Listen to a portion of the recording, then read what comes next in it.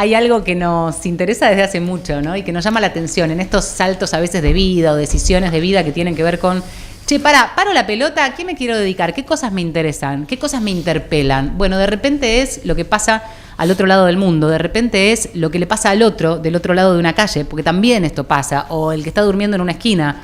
Tienen sus vidas, tienen sus historias y de repente sentimos que salir de la comodidad, ¿no? Este lugar de confort que ya es frase hecha por estas horas, salir de la zona de confort puede implicar también un desafío y un aprendizaje enorme.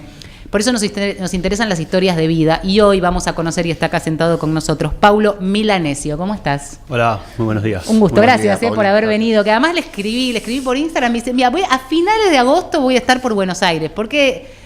No sé, te puedo describir como trotamundos un poco en esta afición por también comprometerse con otras realidades, ¿no? Me hiciste la de la agencia de seguros, ¿no? Te escribo. Sí, sí, un trotamundo, sí. De alguna manera sí. La vida me fue llevando a conocer rincones del mundo. Desde el aspecto más comprometido de la palabra, ¿no? Porque uno puede pensar en conocer el mundo desde un lugar turístico, que también está buenísimo, y sobre todo que aquellos que estamos anclados como con una vida en un lugar del mundo, de repente esas historias siempre son interesantes, pero mucho más en esto, que ¿cuándo arrancó en tu vida? Contanos el antes, ¿no? Porque hay un antes y un después como bien marcado. Sí, bueno, yo soy un pibe normal de la ciudad de Rosario. ¿Cuántos años tenés? 40. Ay, pareces más joven, Pablo. Dios mío. Te odio. Te odio. Entonces no te paso la fórmula. No me la pases. No, sí, 40 y arranqué, bueno, como cualquier estudiante, terminé la carrera de Ingeniería Civil, con la suerte de poder estudiar en la Universidad Pública de Rosario, y bueno, trabajé un añito en el sector privado, así, en empresas, trabajaba coordinando proyectos para hacer rutas y calles, así. Sí. Y nada, y un día me di cuenta de que me faltaba un poco más, o sea, tenía una vida cómoda, el auto que te da la empresa, el sueldo a final de mes, por suerte, bueno, vamos a decir que andaba bien y estaba cómodo, pero bueno, faltaba un poco más, esa cosa aventurera me sacó de la zona de confort. Agarré el diploma y salí a ver qué podía hacer. Me fui para Barcelona y con un grupo de amigos empezamos a hacer ahí vida en Barcelona. ¿Pretendiendo buscar laburo de lo tuyo allá, de instalarte en algún momento o decir me tomo un año sabático? Bueno, sin un plan estricto, más que decir vamos a ver qué puedo hacer, sabiendo que tenía esas capacidades y sabiendo que tenía eso. Cuando me fui, encima era 2008, 2009, por ahí. La crisis de allá, todo el mundo me decía, vos estás re loco, ahí no vas a conseguir trabajo. Claro. Y bueno, fue esa locura que haces con mis amigos, cada uno haciendo su vida, a ver qué podíamos hacer. Realmente trabajé de cualquier cosa, como cualquier inmigrante, empezás a hacer lo que podés. Trabajé en tiendas de ropa, trabajé en bares por la noche para poder pagarme después un máster. Hice un máster para poder cambiar un poco el rumbo de la profesión, y trabajé también haciendo socios para una ONG, ¿viste? Esto que están en las calles con las carpetitas y te piden alguna donación para las ONGs. Entonces, bueno, en esa búsqueda y en esa cosa, un día me di cuenta que esa carpetita tenía una foto de un campo de refugiados en un país de África que estaba en conflictos, y yo, bueno, formaba parte del equipo que pedía donaciones de la gente para que pueda llegar ese dinero a ese campo de refugiados, para que, bueno, se puedan hacer proyectos que benefician a esa gente. Claro, para conseguir socios tenías que aprenderte un poco la historia, ¿no? Claro, vos vas con esa carpeta y vas diciendo, bueno, sabés lo que pasó en Somalia, está pasando esta cosa, se necesita dinero, vos podés contribuir. Bueno, la verdad se me daba un poco bien esto de hablar, vas a España, ahí un poco el acento raro, la gente frena, y bueno, me fue más o menos bien con eso, pero yo descubrí de que podía estar dentro de la foto. Evidentemente nunca sabemos cuándo nos podemos convertir en alguien que está sufriendo y puede ser parte de la foto en cuanto al sufrimiento, pero yo me di cuenta que podía ser parte de la foto en ayudar o traer, con lo que yo había aprendido en mi carrera, a traer mucho más que solo por ahí el dinero que podía conseguir en la calle. Es interesante eso porque es como un momento, ¿no? En el cual te corres del speech que uno aprende, en definitiva. Exacto. Y decís, esto de la foto me parece como muy gráfico, ¿no? Estar ahí, trasladarte ahí y ser parte de algo mucho más grande. Claro, bueno, sí, formar parte de eso, pero desde otro lado y obviamente, bueno, con con un montón de experiencias que van mucho más allá de verlo en la foto, sino de formar parte. Entonces ahí empecé como mi carrera por poder intentar estar del otro lado de la foto. ¿Cómo se hace? O sea, ¿qué llamás a la ONG, a Médicos Sin Fronteras, a Amnistía, no sé qué haces? Claro, ¿Cómo es? bueno, empezás a averiguar un poco cómo se puede llegar ahí. En ese momento yo tenía una amiga en la universidad donde yo había tenido una beca para poder terminar los estudios. Y ella me dijo, hay un máster en donde se aprende para poder aprender a llevar proyectos de cooperación al desarrollo, y me inscribí en el máster y ahí fue donde por las noches trabajaba en un bar y por las mañanas me iba al máster ahí en Barcelona y fui estudiando. Así conocí otras ONGs, conocí más gente, bueno, empezaba a conocer gente del sector, al final te empezás a empapar de información y a entender cuál puede ser tu camino. Y así terminé trabajando con una ONG que se llama Ingeniería Sin Fronteras.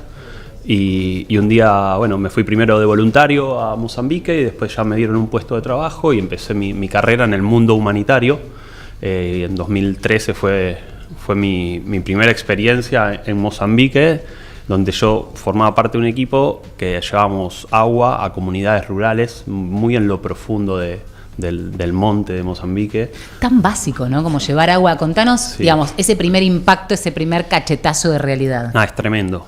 Primero, como argentino y blanco, llegar al sur de África es una experiencia cultural y un choque tremendo. No me olvido más el primer día que estás completamente rodeado de gente de raza negra, es como que te sentís rarísimo realmente. No porque te hagan sentir raro, pero evidentemente te das cuenta que sos distinto, sos ¿no? vos. Sí, el distinto sos vos. Pero bueno, lejos de que sea un problema, también se convierte como en exótico, ¿no? La gente se te acerca, quiere saber quién sos.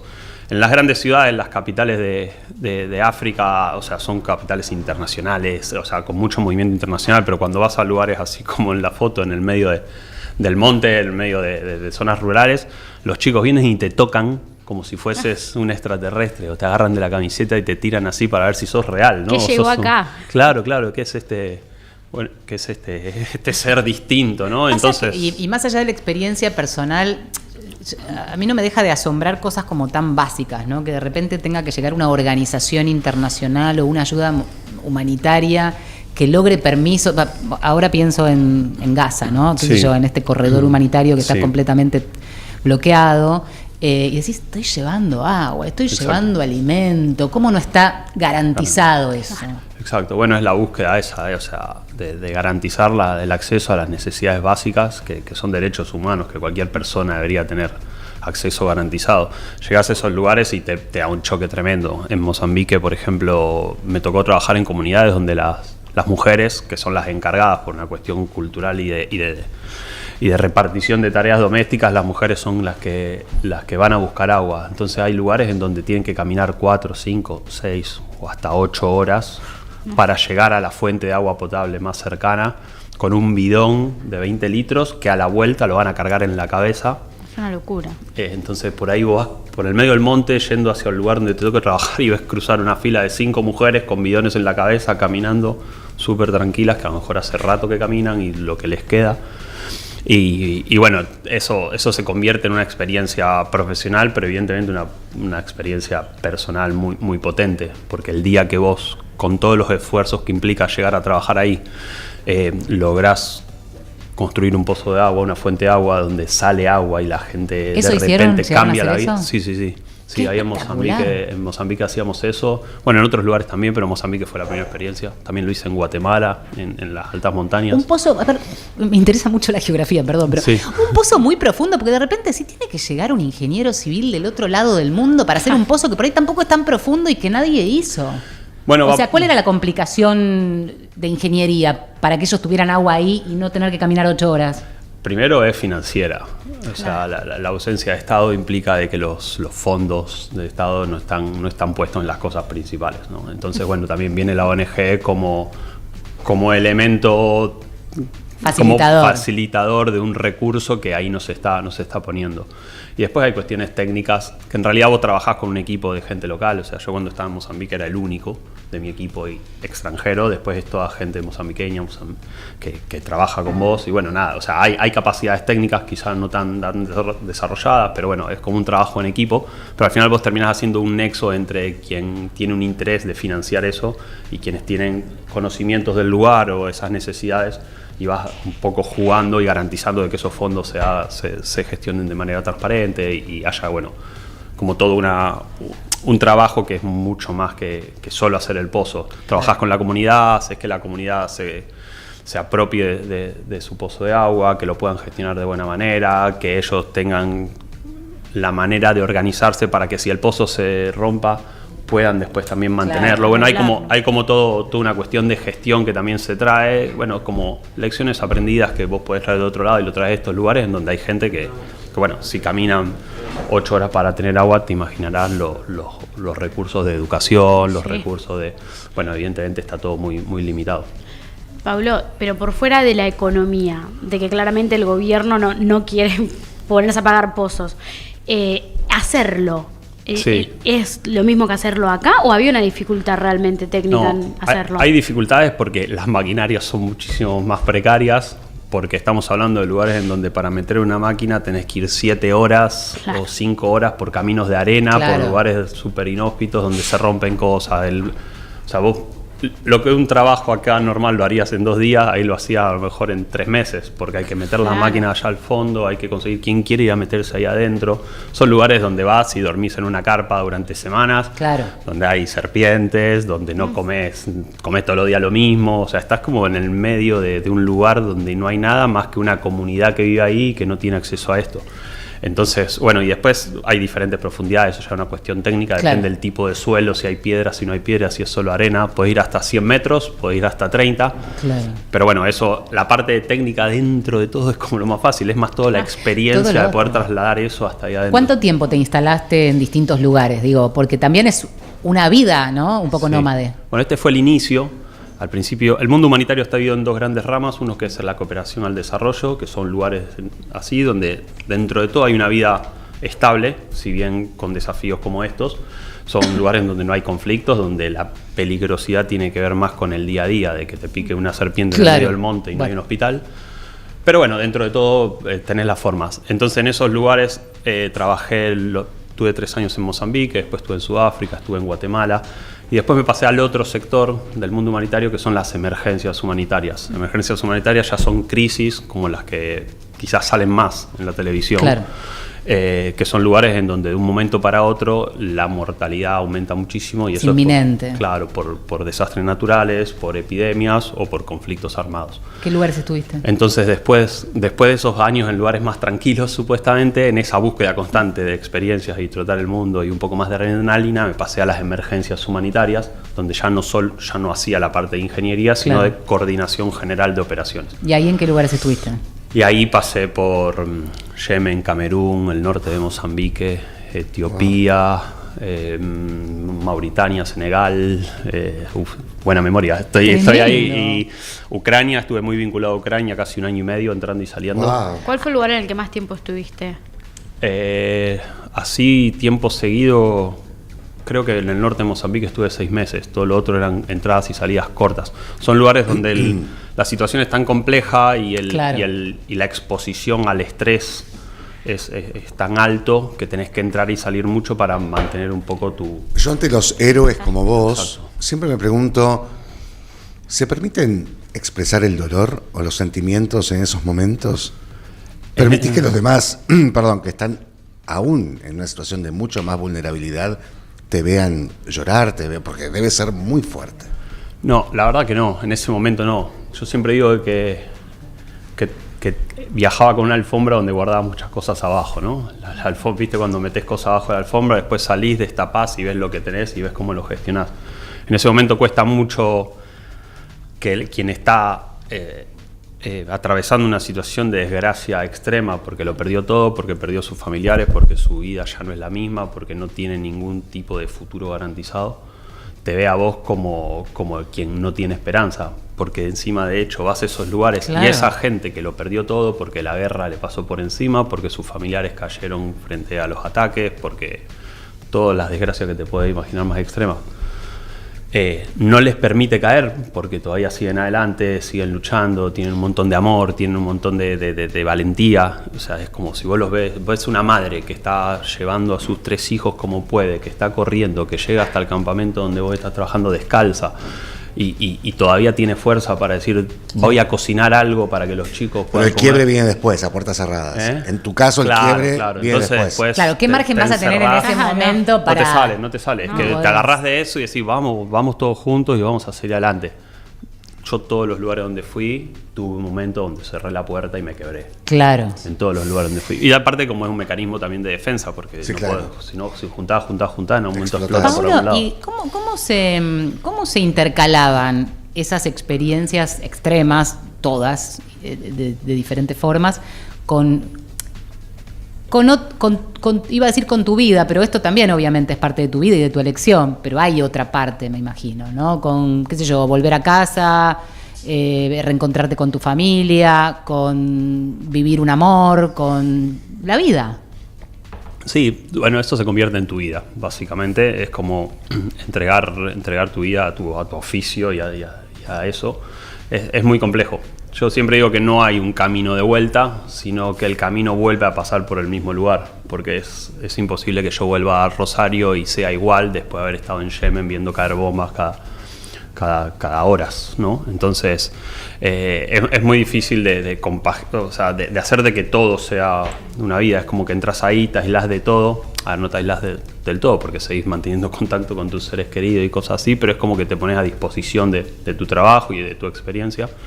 Es muy complejo, por eso los últimos años intenté alejarme. Estoy en este proceso en que paré ahora, porque sí, durante 15 años prácticamente, bueno, vine contadas veces a Argentina. ¿Qué familia tenés acá? Acá tengo a mi papá, tengo al Beto. Mi mamá falleció hace 14 años y nunca me vio hacer esto en vida. Pero bueno, yo siempre digo que es la estrellita que me acompañó a cada rincón y me permitió hoy todavía estar acá con la... Claro. Tengo un amigo Quique que me dice, yo cuando te veo llegar y tenés las 4 extremidades, ya me quedo tranquilo. Claro. Después tomamos un café y hablamos, ¿no? Y entonces tengo acá al Beto, que es mi papá, y en Barcelona tengo a mi hermano Bruno, mi cuñada Julieta y ahora mi novia Valentina también. Ay, contame de tu novia, ¿dónde la conociste en medio de esta situación? No. De hecho, en el momento en que dije voy a parar esto es cuando pude, porque es eso, o sea, al final tu cabeza y tu cuerpo y tu vida está tan puesta en eso que no te permitís prácticamente tener una relación o poder ahondar en cuestiones que tienen que ver más allá del trabajo. Además aflora otra cosa, digo, si uno está enamorado, está como en carne viva y no vas a ir después, o sea, es como... estoy ahora, claro, exacto. Para, ¿y cómo? ¿Pero es algo del carne palo o viva, nada total. que ver? No, nada que ver, no, ya pa' loco estoy yo, olvídate, no. Es contadora. No, es bailarina, es bailarina del mundo del arte, mirá. Sí, nada que ver, sí. Bueno, igual habla de una sensibilidad, el mundo del arte es como habla de una sensibilidad. Bueno, también, yo permitime decir que soy un poco artista, porque al final con todo esto... Sí, es curioso porque salí de Ucrania, dije que que iba a parar, después de Ucrania, bueno, estuve casi 1 año y medio entrando y saliendo, pero estuve muy cerca de la línea de frente, trabajando en lugares muy complejos, me tocó ver cosas desesperantes. Dije que iba a frenar, también un poco en esta búsqueda de la vida personal, de llegar a los 40 y pensar de que a lo mejor tenés que animarte a hacer otra cosa, pero después, bueno, sucedió lo de Gaza y después de descansar un poco, a pesar de que había dicho que iba a parar, llamé a Médicos Sin Fronteras, dije estoy para ir a Gaza y fui. Entonces realmente también eso es lo difícil, decís que vas a parar pero no es tan fácil y pasa algo como lo que está pasando en Gaza y va a sonar muy loco, pero no te lo querés perder de alguna manera, ¿no? Sí, te creo porque bueno, como periodistas también un poco pasa eso a otra escala, ¿no? Otra escala Exacto. Casi abismal. Te quiero preguntar, hace poco estuvieron 2 chicas, era súper interesante la conversación que se daba en un podcast, una es israelí, la otra musulmana, y trataban de acercar un poco esas ideas que son más humanas Exacto. que otra cosa. Pero también es cierto que el discurso y lo que se cuenta periodísticamente está un poco más dando detalles desde el lado de Israel. Pero estuviste ahí en Gaza, yo pienso en ese corredor humanitario del que sí se empezó a hablar de un tiempo a esta parte. No sé, algo que quieras contar que quizás para vos fue revelador y puede ser revelador para alguien que está escuchando, ¿no? Claro, bueno, de hecho, cuando yo paré y empecé a leer noticias y a ver lo que pasaba y a tener falta de noticias, dije que, o sea, una de las partes que me movilizó a mí para mí a ir fue, yo voy a estar ahí adentro, lo voy a ver con mis propios ojos, lo voy a sentir con mi propio cuerpo y voy a tener la capacidad real de poder contar. Aparte de poder aportar como profesional, aparte de que mi carrera profesional se expanda y realmente eso es como lo más grande que puedes hacer a nivel coordinador de emergencias humanitarias. Yo estuve ahí y lo puedo contar y bueno, y esto que vos decís es un poco la fortuna que yo tengo. O sea, yo vi que es un lugar en donde está lleno de personas normales, o sea, donde toda la gente es gente humana, normal, que lo último que quiere es violencia, que lo último que quiere es que haya guerra. Son gente como vos, como yo, como cualquier persona que tiene una familia, que ama a sus hijos, que quiere seguir construyendo una vida normal. O sea, hay seres humanos queriendo vivir y ser seres humanos, nada más. Entonces, en estos lugares es donde yo también siempre digo, no sé si soy buena persona o mala persona y no me toca a mí definirlo, pero son estos lugares los que me convierten en mejor persona, ¿no? Y esos lugares en donde vos ves que la gente ya no hay una casa en pie. O sea, no es que más o menos. No hay una casa en pie, todos son escombros. Toda la gente vive abajo de plásticos o mantas o sábanas que cuelgan para que esos sean sus refugios. No hay agua, no hay comida, hay 36 hospitales, 19 funcionan y no hay ninguno que funcione al 100%. Y más allá de las discusiones políticas, ideológicas, de religión, de quién tiene la culpa y quién no tiene la culpa, estamos hablando que de los dos lados de un conflicto hay gente sufriendo y familias que quieren dejar de sufrir. La familia de los que están secuestrados fueron secuestrados o fueron asesinados durante el 7 de octubre y todas las familias de las que están todavía siendo asesinadas dentro de la Franja de Gaza. Es que es un poco el concepto de lo que implica la humanidad, ¿no? Y la ayuda humanitaria, pone el foco ahí. Quiero Exacto. Preguntarte cómo sigue esta historia a propósito de este parate que decís, de a su vez que te interpela y te interesa y querés estar ahí para aportar lo tuyo con esta última experiencia. Y entonces, ¿cómo imaginás tu vida hoy? Porque quizás de repente se arma un proyecto familiar y hoy no concebís sumarte a una empresa como ingeniero civil, sino ya con tu especialidad, quizás coordinando, no estando en el campo de batalla. ¿Cómo sigue esta historia para vos? No, escucho ofertas. Vamos. Sí. No, sí, bueno, pero es un poco por ahí. ¿Cómo te lo eso, imaginas? yo me convertí en un gestor de proyectos a nivel, o sea, multidisciplinar, porque al final trabajar en un lugar con equipos que son de diferentes países, diferentes culturas, en lugares donde tenés como valor agregado a tus problemas los bombazos, la seguridad, el secuestro de tus colegas, el asesinato de colegas, el hospital se prende fuego. Bueno, hay un montón de cuestiones complejas en lo que es la gestión de un proyecto en estos contextos a los que yo, bueno, aprendí y los que yo fui desarrollando. Entonces ahora, bueno, lo que estoy buscando es poder trabajar en algún ambiente que sin la necesidad de tener esas complejidades sea complejo para poder gestionar. Y lo que hice también fue desarrollar un proyecto personal donde doy charlas y hago asesorías para poder transmitir estas lecciones aprendidas, claro, en cuanto a lo que es el liderazgo, lo que es el trabajo en equipo, lo que es respetar los diferentes espacios y responsabilidades en un trabajo en equipo. Bueno, tengo un proyecto que se llama Nexos. Sí. Ahí sale la presentación. ¿Tiene redes? Sí, ahora lo estoy gestionando con mi Instagram, estoy desarrollando la web, Nexos Project. Y bueno, la idea es eso, es poder acercar todas mis lecciones aprendidas a otros espacios en donde se pueda aprender esto, ¿no? Y eso, y después lo otro es que escribí un libro. Esto está bien, ¿no? Sí, está bueno. Obvio. En la búsqueda de una editorial también, tengo un libro ya escrito, estoy hablando, bueno, empecé algunas conversaciones, pero a ver si puedo conseguir a alguien que quiera editarlo. Son 15 historias, donde yo no soy el protagonista, sino que soy el puente entre quien quiera leerlo y estos lugares donde no es normal llegar o de los que ¿Novelizado o relatado tipo un diario de...? No es tanto, o sea, no es ficción, son historias reales, okay, donde yo voy relatando, pero no tanto la experiencia de mi viaje, sino historias puntuales de gente, claro, que me fui encontrando ahí. Conociste. esas personas conocí y con eso poder acercar a quien lee a la experiencia de estar en un lugar como el norte de Yemen, como estar Claro. en Etiopía. Y estos personajes... Atención editores, entonces, Atención lo que estoy editores. mirando, Bueno, por sí, favor. sí, ¿Y sí. cuál es tu Instagram? Me buscan en el Instagram, @elpaulet. Paulo qué Milanesio. difícil. Paulo Milanesio. Paulo sí, bueno. Milanesio, Paulo Milanesio. Che, Paulo, Sí. me interesa volver mentalmente al punto Sí. cero o a ese punto de inflexión. Estoy pensando en aquellos que de repente están en ese momento en que dicen quiero hacer algo más de mi vida. Hay cosas que a mí me conmueven y quiero ayudar desde donde pueda o aprender. En ese Paulo que pegó ese salto, ¿qué le aconsejarías a aquellos que dicen, bueno, sí, yo me quiero sumar a algún proyecto de estos? ¿Por dónde empezar o cómo hacerlo? Claro.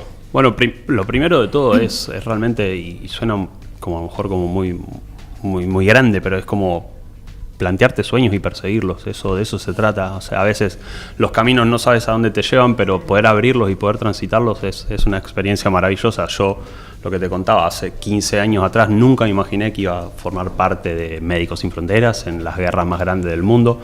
Pero bueno, fui transitando ese camino y me llevó a lugares maravillosos. Entonces, poder soñar con hacer algo diferente, hacer algo grande es lo primero. Pero Y digo, estas segundo, organizaciones tienen claro, y después acercarte, ¿no? Empezar. posibilidades de- Sí, exacto. Vos como profesional te acercás, existen las páginas. Ahora es todo muy fácil. Sí, La es más web, fácil. en Instagram, me escribís, podés presentarte. Obviamente, todas estas son cuestiones súper profesionales. Entonces, bueno, siempre formarte, tenés que sumar algo. aprender idiomas. O sea, la voluntad está buenísima, pero no hay que olvidarse de que en estos casos puntuales es extremadamente profesional. Entonces, Total. bueno, hay que aportar alguna cuestión técnica. Pero se puede, o sea, no es una cosa de otro mundo, es acercarse, ir haciendo con tiempo. Los caminos son largos, por supuesto, desde que yo empecé a pensar en estar en la foto hasta que estuve en la foto, fue un recorrido. Ahora, el día que yo estaba en un campo de refugiados, ayudando a las familias, y me di cuenta que estaba adentro de la foto, es la cosa más linda que te puede pasar en la vida, ¿no? Cuando te diste cuenta, y muchas veces me El sentaba... ayudar. Sí, el ayudar y el haber llegado ahí donde te lo Claro. planteaste. Tu foto puede ser cualquiera. Sí. Tu foto puede ser que tu familia viva en una casa más grande o que tus hijos puedan ir a la universidad o lo que sea. O sea, imagínate la foto y luchá para llegar a esa foto. Ahora, si esa foto encima tiene una empatía para con las personas que no tienen acceso a las cuestiones más básicas, si tu foto tiene que ver con ayudar, aportar y ser parte de algo que está haciendo que quien tiene cosas que no están cubiertas puedan hacerlo, evidentemente el estar ahí después tiene una parte gratificante extra Totalmente. que es indescriptible. Gracias, Paulo. Gracias por permitirnos y contarnos esta historia. Me quedo con esta imagen de la foto, ¿no? Y cualquier foto puede ser la de uno, pero si tiene que ver con ayudar a un otro, cuánto mejor.